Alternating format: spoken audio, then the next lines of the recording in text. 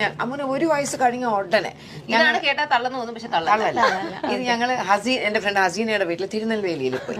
സാധാരണ ഈ നമുക്ക് കഴിക്കാൻ ഫുഡ് കൊണ്ടുവരുമ്പോ കുഞ്ഞുങ്ങൾക്ക് സാധാരണ നമ്മളൊരു 2-3 വാ കൊടുക്കാൻ നിർത്തും. ഒരു ഫുൾ പ്ലേറ്റ് ബിരിയാണി കൊണ്ടുവന്നു. അപ്പൊ ഞാൻ ഇരുന്ന് അമ്മൂന് പതുക്കെ കൊടുക്കുക. ഒരു 5 മിനിറ്റ് കൊണ്ട് ഇതങ്ങ് തീർന്നപ്പോഴാണ് നമ്മളൊക്കെ നോട്ടീസ് ചെയ്തത്, ഒരു പ്ലേറ്റ് ബിരിയാണി 1 വയസ്സായി കൊച്ചു കഴിച്ചു.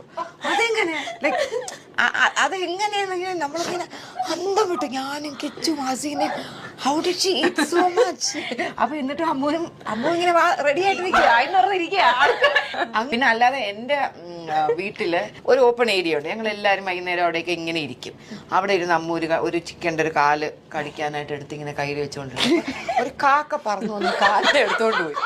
ഷോ എന്റെ അമ്മോ, അന്ന് അമ്മു അവിടെ ഇരുന്ന് വിളിച്ച വിളി ഞാൻ പ്രാഗി കൊന്നതാണ്. കാക്ക വന്ന് കറക്റ്റ് ഇവിടെ ഇരുന്ന് എന്റെ കാലം.